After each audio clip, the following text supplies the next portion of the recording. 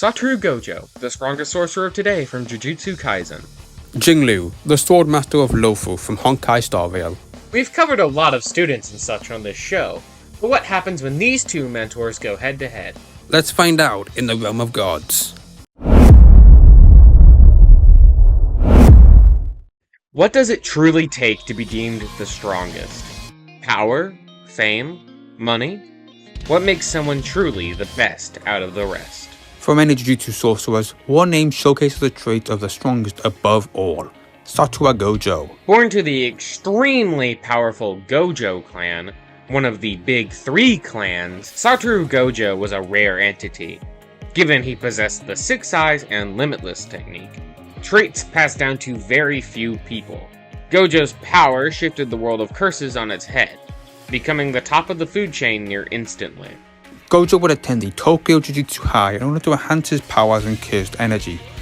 Cursed energy is an energy source obtained from negative emotions. Sorcerers innately generated energy, allowing for them to use a wide assortment of attacks. Gojo actually contains nearly infinite cursed energy, given his Six Eyes, which allow for him to also read attacks. Kinda busted. Busted? Buddy, we haven't even begun. Gojo can manipulate matter with his techniques blue and red. Blue pulls matter towards it and red repels matter. Moves that were sure to help him on many adventures, but that's not all. Gojo also has the Limitless technique, which allows for Gojo to manipulate the concept of infinity. Limitless detects mass and velocity heading towards Gojo, slowing it down infinitely so it never reaches its target. When Gojo and his best friend Geto were assigned the task of escorting the Star Plasma vessel, Gojo would use his assortment of techniques to keep out of the many assassins. Gojo thought he couldn't lose with his friends by his side. Until he did. Wow. Gojo was killed by Toji Fushiguro, a self-described sorcerer killer, who would succeed in his own mission of killing the Star Plasma vessel and defeating Suguru Geto. All seemed lost until Gojo awakened once more. Having discovered reverse curse techniques, allowing him to heal his wounds. He also discovered the ability to converge red and blue, creating purple. Hollow Purple is a blast that reverts matter to zero, leaving nothing left. Toji barely escaped the blast, with his right side entirely gone, killing him. Yet the events of the mission continued to haunt Gale, who turned on the society he was supposed to protect. He would kill all non-sorcerers. Gojo was exponentially shocked at this news. He couldn't find it in himself to kill Gale, instead finding his own new purpose, to raise a new generation to fix Jujutsu society. He would train Megami, who is Toji's son, Nobara Kugisaki, Yuji Itadori, Maki Zenin, Inumaki, Panda, and Yuta to master their cursed energy, fighting the many forces that threatened to harm them. Something he could definitely do given his most recent technique at the time, domain expansion. Every sorcerer has an innate domain, one that they can bring into reality with their cursed energy. Gojo is no different, forming an unlimited void that fills its user with infinite information, practically frying the brain. Gojo isn't a slouch in physical stats either. When he was unsealed from the prison realm, Gojo caused an earthquake. When calculated, it reached 461.32 tons of TNT, which is equivalent to mountain levels of strength. Gojo also upskills 12-Finger Sukuna, who in his fight with Maharaga could level an entire section of Shibuya, and Jogo, whose meteor can exert a force of 10.4 megatons. Gojo is also capable of killing thousands of transfigured humans in 0.2 seconds, and he even scales to Consumo, who can attack with electromagnetic waves which travel at faster than light speeds. Yet despite all of this immense prowess, Gojo was unable to answer the question Geto asked him all those years ago. Was he the strongest because he's Satoru Gojo? Or was he Satoru Gojo because he was the strongest? In his ultimate battle with Sukuna, Gojo found his answer. Losing the battle, yet greatly weakening Sukuna, leaving the next generation to defeat the King of Curses. In the end, it was apparent that Satoru Gojo was the strongest because he was Satoru Gojo. Throughout heaven and earth, I alone am the honored one.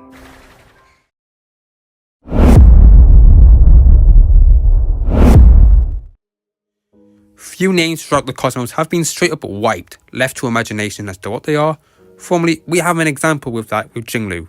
Jingliu was the only known survivor of the Zhanzhou Sangchong, originally one of the most bustling Zhanzhou ships until it was devoured by the activated planet Rahu, Devourer of Worlds. Mom just called. It wants its collectors back. I'm so funny. Jingliu was taken in by the Lao Fu, and trained by an unnamed woman in a military uniform. The woman drilled into Jingliu's head the importance of wielding a blade. Fortunately, Jingliu had plenty of time to become the master of the blade, due to being a Jianzhou native, a species with extraordinarily long lifespans. She trained every day of her life, until eventually, she proved herself victorious in the combat arts ceremony, where she was given the title Sword Champion of the Lao Fu. And for good reason. Jingliu can part an entire sea with a soul slash and survive crazy shit like an entire mountain crushing on top of her. She should be superior to other Jinzhou natives such as Wu Zhang, who can react and redirect bullets being fired at her, something that would require massively hypersonic reactions to pull off. After being given her title, she formed the High Cloud Quintet, a legendary group of 5 heroes in Jianzhou history. One of the members, Bei Heng, was the heart and soul of the group, and someone Jingliu was very close with. Though, in a battle against Shuhu, an emanator of the abundance, Bei Heng would sacrifice her life against the being to save the rest of her friends. 2 of the members, Dang Feng and Ying Xing, attempted to retrieve their friend, but accidentally turned her into a gross dragon abomination. Oops. In the end, it was up to Jingliu to strike down her former friend. While she was successful, it left her feeling broken from the whole ideal. Perhaps from a combination of living for so long, having to slay her friend, witnessing numerous tragedies over her life, Jingliu's mind eventually corroded. Thus, she became Mara-struck. Mara, also known as the lifelong curse, is a cell transformation that results in instantly turning whatever it infects over time into a mindless monster, which sadly reflected in Jingliu. From this heel turn, Jingliu now followed the path of destruction. In the Honkai universe, paths are congregations of imaginary energy, born as manifestations of universal philosophical concepts. Those who believe in and practice these concepts become Pathstriders. Those who follow the path of destruction admire recklessness, anger, and destructive behaviour, which fits Jingliu like a glove. Jingliu dishes out absurd amount of damage, which deals splash damage to adjacent enemies and possesses great survivability. As soon as she succumbed to the Mara, Jingliu went on a rampage, killing numerous Cloud Knights in the Jianzhou, and continuously killed a now immortal Xing over 1,000 times in a row until his mind broke. The terror of it all would be enhanced by Jingliu's other abilities, like ice manipulation. Jingliu can create frozen blades, fire out crescent-shaped projectiles, and the Shrine of Truth technique, which freezes anyone near her passively. Her rampage would have likely continued if it wasn't for the last mated member of the Quintet, Jingliu's former student, Jingliang. Unfortunately, Jingliang came out on top in this bout, allowing his master to rest after hitting her with this. But she somehow survived. Either because Jingliu went easy on her, or she really is strong enough to survive the full power of an electric god. Either way, because of her sins, Jingliu's name was erased from the Jianzhou history. Everything she built up over the centuries was now cast away like a forgotten memory. All that was left for her was to wander the stars by herself. Whether to redeem herself or not, Jingliu only continues to strive forward. Do you understand now, future sword champion? I wield the sword to vanquish my enemies. Nothing more. And now, our battle begins. Our combatants are set and the blindfolds are coming off. Let's see who wins in the realm of gods.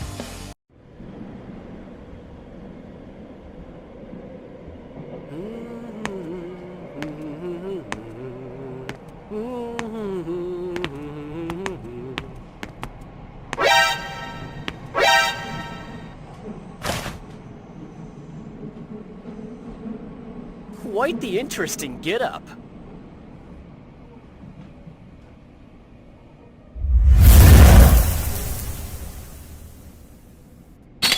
Let's skip the pleasantries. Something is off about your presence. You think so? Aw, really? Why couldn't you be cool?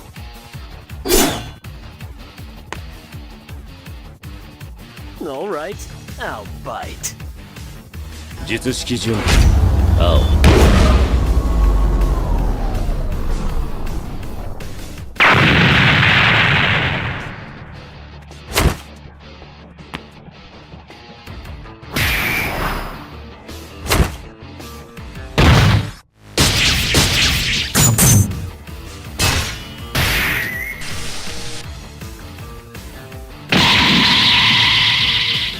領域展開無料空所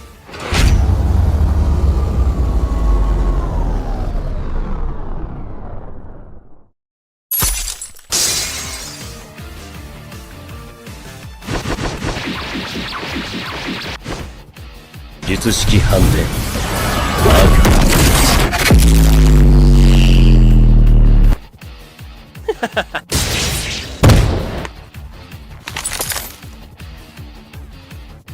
Ice. Not cool.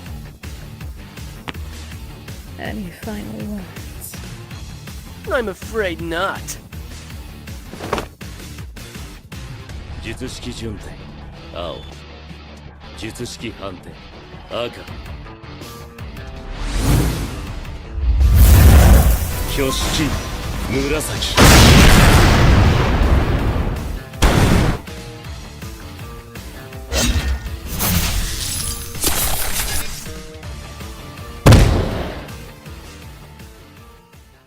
No! Oh boy, I'm gonna fucking hate explaining this one, aren't I? So, very obviously, this fight at a first glance seems like a massive stop in Gojo's favour, thanks to his Jujutsu abilities, which you wouldn't necessarily be wrong on.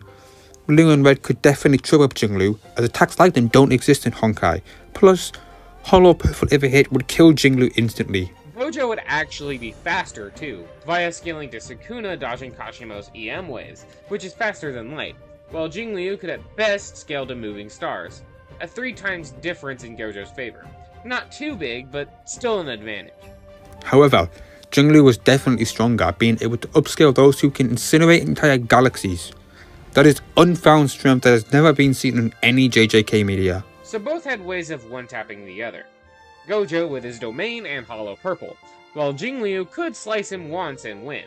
Now you may be thinking Gojo's speed edge is what's going to let him do this faster, especially given Limitless since Jingliu had no way to bypass it directly. Yeah, that's where this gets really complicated to explain, so let's try. Gojo's main weakness when it comes to pulling off his wing cons first is his cockiness. Gojo consistently sees himself as above his competition, and seen in this fight with Jogo and the other curse spirits, normally using his domain and Hollow Purple as last resorts. What we're trying to say is he likes playing with his food, something Jingliu wouldn't risk. Jingliu, when first encountering Limitless, would more than likely be confused, but then she would more than likely pick up that she can bypass it by destroying the Earth, suffocating Gojo in space, which would, no matter what, kill him. Plus, Jingliu could always start the fight off with her Shrine of Truth technique, which would freeze Gojo before he could act, nor could he activate his domain. She has a longer experience in fighting to back this up. Yeah, that's a lot of information, so let's TLDR. Gojo is faster, and given his hacks, he could win a fair few times. The main thing holding him back is his ego, which will allow for Jingliu to use her better strength and Shrine of Truth technique to destroy the planet or freeze him. Gojo tried his best, and like we said, could definitely win if given the right circumstances, but Jingliu's strength, shrine, and experience left her the winner. The winner is Jingliu.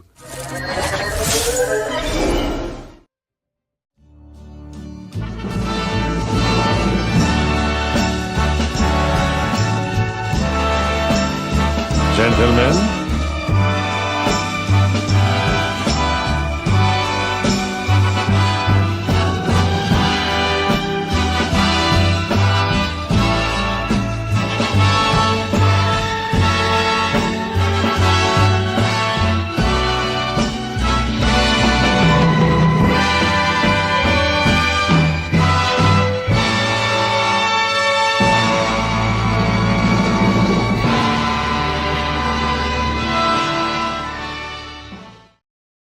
Hello everybody, it's Aqua! And that was Gojo versus Jingliu. I hope you guys really enjoyed that episode. We had so much fun working on this one. This one's been in the works for a goddamn while. We had... I don't even remember, I think Nero brought up the idea, and then...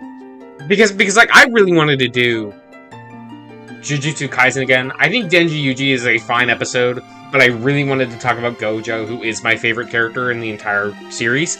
So, I really wanted to do him, and I knew Honkai Star Rail hadn't really been used in a Versus show yet, so it kind of was just the perfect mixture of me and Nero's interests, And that's how me and Nero worked on this episode. I mean, Nero did the edit for Jingliu's analysis, so go send them all their support. All the support. Just fucking go send a lot of love to Nero. They've done a lot for the show. Some of it you haven't seen yet, but they've been working very hard.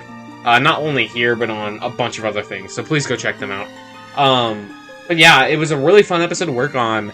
I had to commission sprites and all that. The animator, AG, go check him out.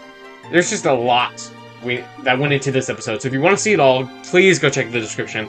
Please go show love to everybody who helped work on this project in some way. As for next time, we have The Spy from Team Fortress 2 and Agent 47 from Hitman. 2 games I absolutely fucking adore with everything they do. And these 2 are my favorite characters. I mean, it's kind of hard to not have 47 as your favorite Hitman character, and The Spy is just very charming. And it's also going to be our first 3D animated episode. So I really hope you're excited for that one. It may be a little off track, as 3D animation takes a lot more time than sprite animation, and a lot of other things that were going to happen before this episode had to be delayed. So it's going to be a bit weird with the schedule from now on. I hope that's fine. Regardless, please go check out all the people in the description, and please check out Spy vs. 47 when it drops. That is one of my favorite scripts we've ever had. With that out of the way, thank you all for watching. See you next time.